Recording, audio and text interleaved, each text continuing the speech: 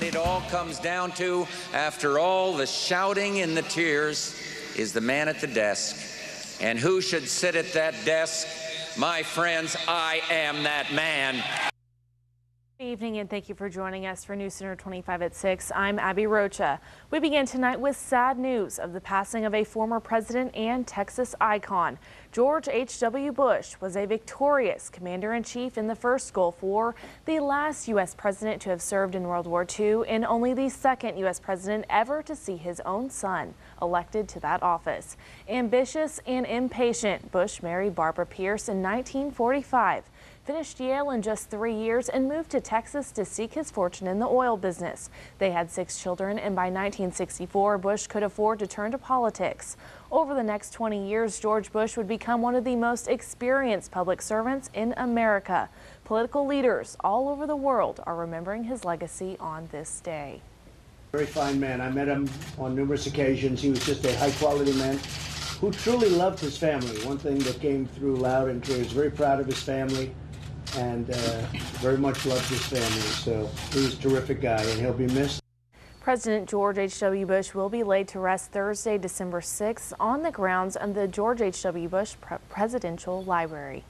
The Houston community is in mourning Saturday after the announcement of the former president's death. Outside the Bush home in the Tanglewood neighborhood, people can be seen leaving flowers and stopping to take photos. People are also leaving flowers at a downtown Houston park where a bronze sculpture of Bush is located. We'll have more on his life and legacy later in the show.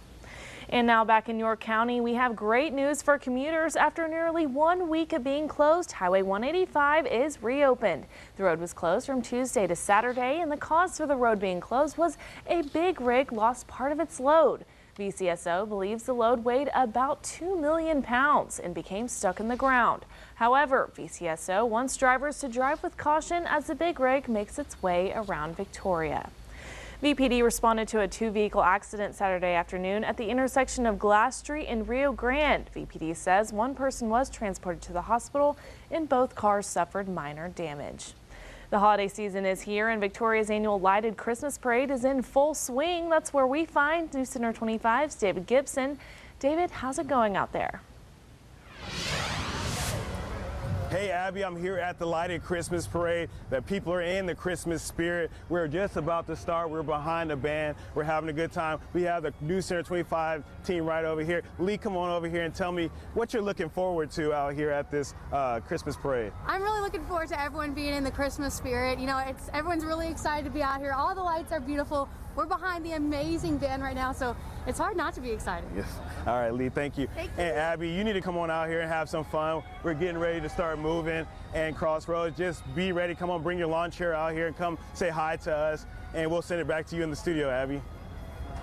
Thank you, David, and our own Lee Waldman. And it's time to talk about weather on this Saturday night. Taking a first look at your forecast, let's check in with meteorologist Trey Mining to see if this beautiful weather will stay. Trey?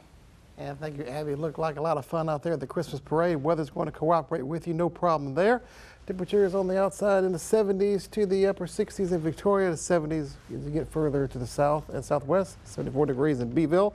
With mostly clear skies, a lot of stars in the sky tonight. That'll lead to a little bit cooler temperatures by the time we wake up tomorrow. What about the rest of the weekend? And when's the next cold front headed our way to bring us the big chill again? We'll find out a little bit later on. Make it a great day, Abby. Thank you, Trey. Speaking of weather, across the Red River in Oklahoma, these overnight pictures were taken in the community of Blackham. You can see downed signs in power lines. Dozens of streets, houses, boat storage areas, and a recycling center were also damaged. Crews rescued a couple trapped inside a storm cellar that trees fell onto. So far, there are no reports of any injuries. Anchorage, Alaska is already beginning to return to normal operations after a magnitude 7 earthquake shook the area on Friday. Officials say most of the aftershocks haven't been strong enough to be felt. Most of the major damage has been to highways in the region. There have been no fatalities or serious injuries reported by Anchorage authorities. Governor Bill Walker has issued a disaster declaration, and seismologists are predicting more aftershocks. We have been diligently working through this problem. We are all in this together. We're going to all get through this together. And folks in Anchorage and throughout Alaska should have some confidence that we had a system in place to this level of emergency. Officials say this is the most significant earthquake in Anchorage since 1964. In Florida, 2 people died after their plane crashed into a therapy center for children with autism in Fort Lauderdale Saturday afternoon. Authorities say 2 people on board the planes were the only fatalities. There were 8 adults and 5 children inside the center at the time of the crash, but no one else was injured. Teachers were able to safely evacuate the children from the therapy center. Back here in the Crossroads, the Old Landmark Committee held their 3rd annual Multicultural Day of Celebration at the First United Methodist Church. News Center 25's David Gibson brings us the story.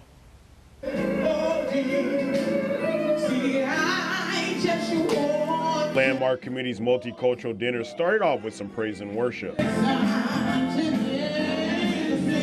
But they say there's a deeper meaning. It's a multicultural event, and for senior citizens to come out and be able to get a meal and just to love on them and appreciate them and treat them the way God would want us to do that. They served the seniors not only soul food, but food for the soul to take home. I want them to take away the love of Christ and the love of God to go with them when they walk out of the door. Hopefully they feel that love leaving more so than when they came in. Volunteers say they feel God telling them to give back to the community. It feels wonderful.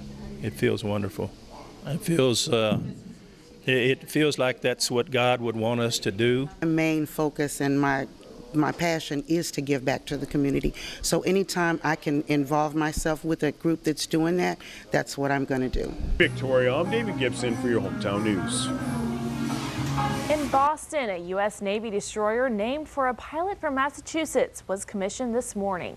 On December 4th, 1950, during the Battle of Chosin Reservoir, Captain Hudner and his element leader ensign, Jesse Brown, were among a group of 6 pilots when they were struck by ground fire from Chinese troops. Hudner intentionally crash-landed his own aircraft on a snowy mountain to help Brown. Unfortunately, Brown died of his injuries, and Hudner was also injured and forced to evacuate. Throughout our young nation's history, we've been blessed with providence, with leaders and statesmen who, through their optimism and courage, bridged the depths of the unknown. This American warship bears the name of one of those leaders in Thomas Hudner. And of course, his fellow naval aviator, our dear President George Herbert Walker Bush, who slipped the early bonds of Earth a mere many hours ago, only to join his wingmen. Captain Thomas J. Hudner Jr. received the Medal of Honor during the Korean War and died in 2017 at the age of 93. Coming up on News Center 25 at 6, we'll take a look into the lifelong loving relationship between George and Barbara Bush. Stay with us. Let's take a trip down to the coast, looking at the live camera view courtesy of the Victory Auto Good Weather Bug down in Port O'Connor. Temperatures in the 60s. Nice night tonight, starry skies, cool temperatures too. We'll talk about your forecast coming up.